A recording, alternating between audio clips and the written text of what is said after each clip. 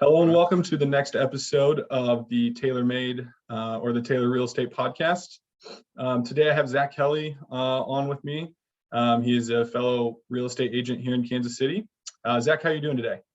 I'm doing fantastic, Taylor. How are you?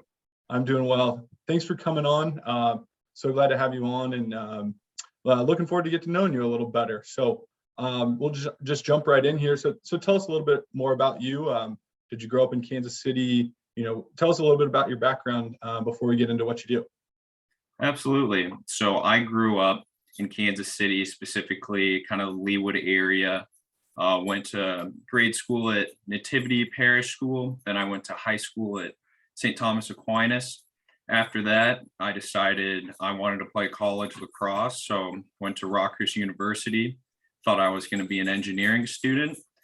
2 semesters in, realized chemistry is not my friend, and that didn't work out. So I'm still good with numbers, so moved over to accounting, and I got my MBA thinking I was going to be a CPA. Playing college lacrosse, grades were good, so I thought it was all good until I got my first real job in a CPA firm. And I was doing taxes for about 16 months. I mean, the people I worked with were great. I learned a ton of very useful knowledge that even as a realtor, I can still use tax-wise. But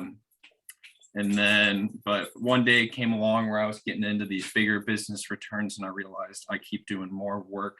I'm not satisfied. I got to find something new because I don't want to, climb the corporate ladder. Like, that's just not my style.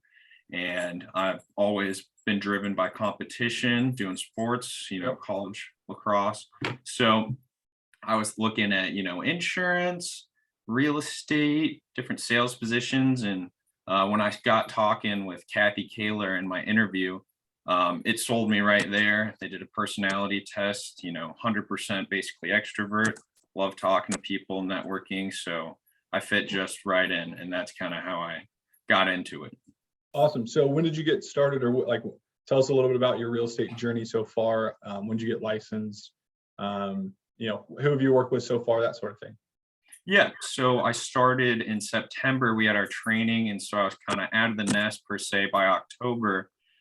So far, I've sold 2 properties. I have another one listed, working on another one. It's been fantastic, and Awesome. All of that success has been because of the team I'm on, not necessarily because of me being a new guy. Who's going to trust me, right? You Sure. got the pretty face, but who are you, right? So what I kind of realized is that you need help, and not really worrying about who's getting paid what, just making things happen and staying consistent, and that's just helped me greatly. Awesome. So elaborate more on how you got into being a real estate agent. Why real estate, like you said, versus insurance, or going and working for whomever and doing inside sales stuff, right? Like, real estate's a big risk, right? Because you may not have any income for a while when you get started. So why real estate versus anything else? Well, first off, people like talking about real estate. People don't necessarily like talking about payroll or insurance. It's something you have to have. And I found that I had a lot of peers and whatnot that would talk to me about real estate, or even family, friends, whoever it may be. And everybody was always, pretty interested and excited about it. And I also have a great network in the area, and it just kind of made sense to me. I've lived in, the area all my life. I know it like the back of my hand. And I figured it had the most potential for me. And, high risk, high reward. It's, you eat what you kill. You're not getting paid a salary or hourly. It's all on you to make it happen. And oddly enough, I found that kind of comforting. So. Yeah, I love it. I totally understand that, obviously from the lending perspective, but being hey, it's all on you, right? You're placing a bet on yourself. And if you think you can succeed, you will, right? So I'm right there with you. A little bit further down the road than you, a little bit older than you, but yeah, same page as far as playing college sports and trying to go the corporate route because that's what you're supposed to do, and then like getting into that and be like, this sucks. Like, let's find something where you can bet on yourself, and if you make a good bet on yourself, then you're gonna have a successful career. So I love that. So jumping to like you and your clients, so when like talking with new clients or specifically new buyers, what's one or two like huge things that you see that are like challenges for them right now? Where do I start? Goodness gracious, with this market, right? Yeah, Well, I mean, the obvious, elephant in the room is that there's very low inventory and high demand. And sure. you get into these situations where houses can sell in an hour, a day, 2 days. And so you really have to prepare people and, set the expectation. And even after you do that, they're still going to be surprised how fast things move. Hmm. And so what's kind of helped prepare me is having like a sit down with them, showing everything in the area, explaining to them, sales recently, even my team's numbers and, above list, no inspection, appraisal waiver, just kind of getting all of that out there so that they are, one, informed, and two, they're not going to be shell shocked about how fast things move. And that's helped me so far, at least with the buyers. But then, getting a contract, like under contract, is a totally different story where, Sure. you have to pull some strings, be incredibly, great at communication. So Yeah. So it sounds like like the education piece is really big for you. Just like educating your clients on like, look, like this is what's going to take place, and like here's things that you need to be aware of before we even get started. I mean, that's what it sounds like, that you're really like coaching them and teaching them up front, like here's what to expect.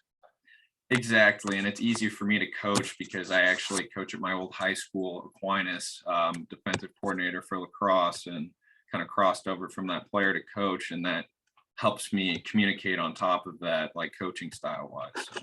That's awesome. So you're giving back a little bit then, with lacrosse? Yeah, absolutely. I had the pleasure last year of coaching a sixth and seventh grade lacrosse team in Brookside. And my friend Nick Caruso, he texted me saying, "Hey, can you help coach? This team's not going to be able to, play unless we coach them." So I was like, "Oh, absolutely." Show up the first day, it's just us. Basically just the head coach with 28 kids in front of us saying, "What are we going to do?" And well, luckily we figured it out, turned it around, got to the playoffs, won a game, and we were not doing very good at the beginning, but it just kind of, gave me more confidence in myself and really made me feel good. I'll never forget my friend Nick.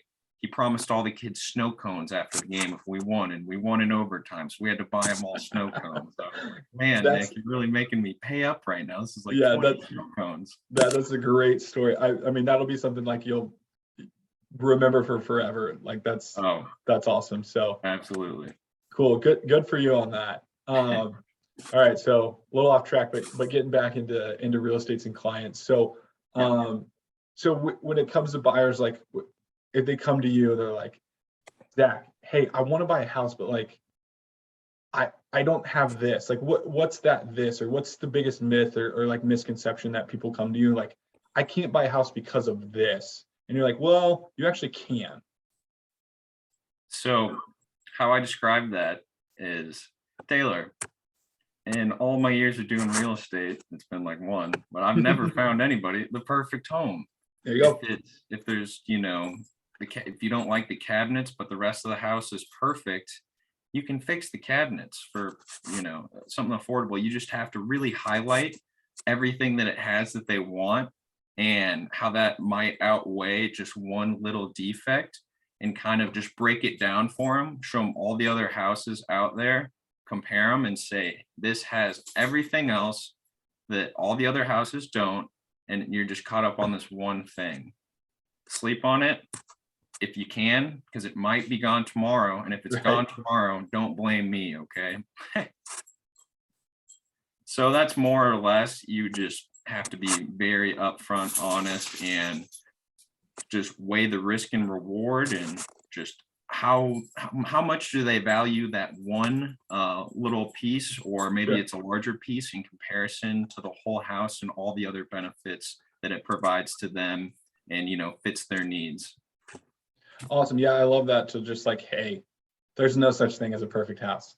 Like, even if you go build your dream house, guess what? Like, it's still not perfect. Exactly. There's gonna be something, right? So again, I mean, just in our 20 minutes already, like, you like going back to the education piece, it sounds like you're just huge on that, like, and the communication of like setting proper expectations up front. Be like, look, it is what it is, right? Like, here's all the cards. Like, I'm not going to be able to pull out the perfect one. So I love that. That's awesome. So And um another thing to add yeah. to that, another major hang up for buyers is they say, hey, right now, I know the market's crazy. I'm going to wait it out. I'm going to rent a place for 6 months, and I'm going to time the market. Timing the market is essentially just gambling, and you just hope prices don't keep going up. But if the inventory is not there, it's not going to get solved anytime soon.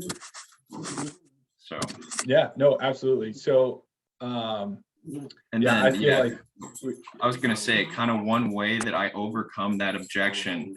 I'll tell them, listen, if you buy your dream house, you live there 10 years, it doesn't go up in value, but it doesn't go down in value. You lived in your perfect house for 10 years and all you paid was taxes. I'd say that's a pretty good deal. And that's yeah, like worst case scenario. So yeah, I mean, it's better than renting for 6 months, right? And having it like having to just go through it at that point, right? It's just prolonging the inevitable. It's what I think, right? Like, even if rates continue to go up, or do go up higher, it's like people are still going to buy, one, and two, like, our inventory issue isn't going to be solved overnight.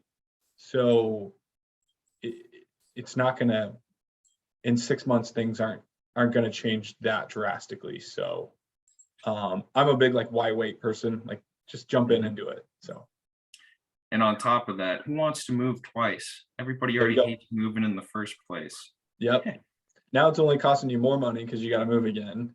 And, it's just a pain in the butt, right? Like, even if money is not the issue, like, just the act of moving all of your stuff is, like you said, a pain in the butt. So, like, no Oh, thanks, right? goodness, I just had these sellers that had a big estate sale. They lived in the same property 47 years, first house they ever bought. And after that 47 years, when it was finally time to go, goodness gracious, did they have an incredible amount of stuff they collected from all over the world. Yeah. And they hired some movers, and they accidentally moved the wrong boxes. So they got rid of the stuff they were supposed to keep. They kept the stuff they weren't supposed to. And it has just been really tough on them, like downsizing. So Wow. That's, man. All right. So, and this may tie in, your story may tie into this next question, but so give us like a really good story that you've had with one of your clients so far, like something that's either been like life changing for you or for them, or like a best results. Like, give us a quick story on one of your best clients, and how it's changed your guys' lives. yeah, so starting off just with that same story, property in Old Leawood. I met him at an open house I had just down the street. Older couple, around 80s or so. They walk in, talk to them about the house. They're like, "Oh, we're not interested." So I'm like, "Hey, so why are you here then?" They're like, "Oh, well, we're thinking about selling our house." And I was like, "Okay, let me come on over, interview, give you an opinion. What do you say?" They're like, "Oh, well, I suppose, sure." I show up in the door with Heather Bortnick, our president Nice. of my team, and it was phenomenal. They were just incredible people. They've traveled all around the world, and they really valued what we were saying. And so after that, we signed them up. And the process of going through the estate sale, talking about how stressed they were, and it was really tough on them. And so then when that process finally got over, I was able to kind of stay in communication with all the interests, keep their hopes up, because they were like, well, the price is 575. It's stated. I don't know if we're gonna get it. First day, multiple offers, ended up selling $86,000 over the list price, appraisal waiver, like couple weeks closed, no inspections. And they were just beyond impressed with us. They joked around and they said, we just picked this kid Zach up off the street. And next thing we know, he just gave us more money than we could believe. This is a great deal, right? So, and on top of that, they've traveled all over the world. They had a Christmas card from 2011 they sent me, and they photoshopped themselves in Antarctica because they actually traveled there. Full suits on, dancing with each other with penguins in the background. It was phenomenal. Like they're just absolute characters. I love them. That's so cool. Good for you, man. That's a hell of a story. That's awesome. Oh, Frank and Jerry, they're the best. Yep.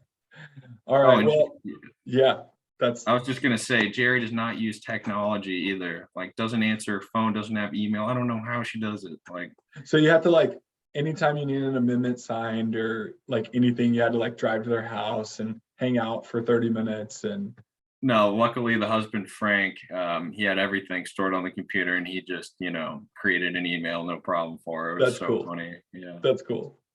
Awesome. Well, good for you, man. That I love those. Like that's probably my favorite question that I asked. Like it's Yeah. your unbelievable story. So, all right. So you're pretty new to this. So if one of your friends came to you and they're like, "Hey, man, this real estate thing sounds pretty awesome. Like, I think I want to do it, but I don't know where to start." Like, what's one piece of advice that you would say after they've got their license? Like, this is what you should do to be successful over the next rest of your career.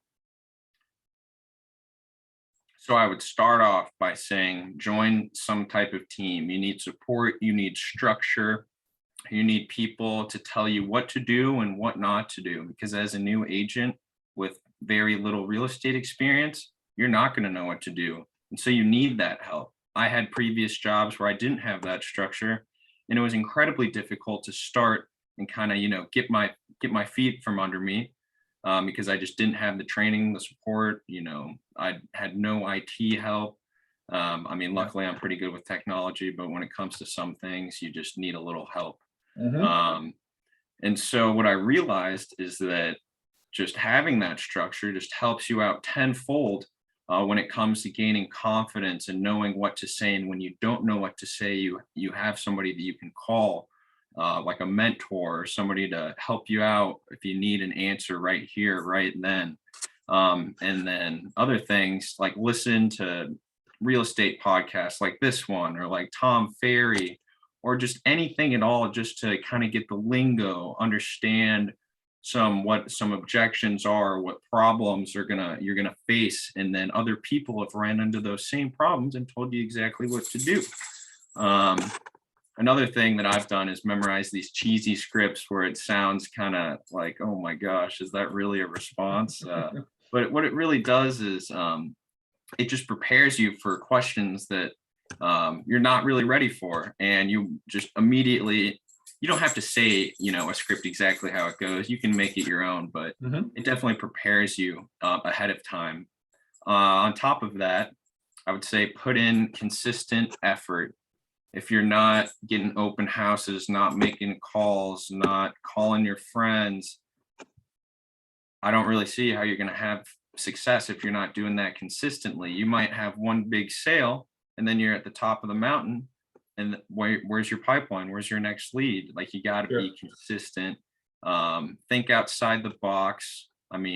It's great. You don't have to reinvent the wheel, but you can look around at what other people are doing that are successful. Yes, you can copy that, or you can also just look at other avenues. And then outside of that, just stay positive and don't give up. Be relentless, be a competitor, and just glass is always half full. So Great. Well, thank you for all of that. So I've got a few rapid fire questions to end us with. yeah. So these are like these questions I came up with because they're more of my personality and just kind of want to see how you respond to them. So I love Harry Potter. I watch it way too much. So if you were in Harry Potter, like what house would you be in? I would be in Gryffindor. All right. What is the fastest you've ever been in a street car? So like if you've ever been in like a racing car experience, that's probably the fastest, but like on the road, what's the fastest you've ever been? Probably about 160 or so. So I have to, again, my personality here, love race cars, love racing. What car was it? Were you driving and why? I was not driving. It was a Porsche, Okay. and we were on the way to a wedding and we were late. Who was driving? Not me, my friend. Okay. Statute of limitations haven't come up yet, so Yeah, we won't mention the exactly. friend's name. All right. So these next two are like this or that. So would you rather go to a concert or to a sporting event? Sporting event, Chiefs game, 10 times out of 10. Love it. Would you, if you're going on vacation, do you want to go to the mountains or the beach? I love the beach. Actually, just got back from Costa Rica. Nice, good for you. That sounds cool. All right, and last one. If you could win an Olympic gold medal, what sport would it be in? It would have to be curling. I got to join Team USA. I got to be my full dad outfit on and just show out. That's what I Awesome. got to do. That is definitely like has to do with the Winter Olympics going on right now because you're not the first person to say curling, and I absolutely love it. So apparently there's a Kansas City curling club I just found out about. I have heard about that. Yeah. Yeah, so you can like sign up for classes and like go and drink beer and like learn how to curl. So it's kind of like golf almost. Like you can go to Top Golf and drink beer and hit some clubs. So I'm gonna have to check that out. So Absolutely. I'd love to join you. all right. Well, thanks so much for joining us today. It's great to get to know you a little bit better, and looking forward to chatting soon. Sounds good. Hey, thanks so much for having me on here, Taylor. It's been a pleasure. Yeah. So last thing, if anyone wants to get a hold of you, they're looking to buy or sell a house, or just have more questions about real estate, what's the best way for them to get a hold of you? Like what's your email or Facebook, or what's the best? Yeah. So my email is zachary.kelly@reesenichols.com. And my phone number is 913-433-8560. Awesome. And they can also hit you up on Facebook or any social medias as well. Yes. Yeah. I have Facebook, Instagram, Twitter, LinkedIn. You got it. Awesome. Thank you so much. Of course. Thank you.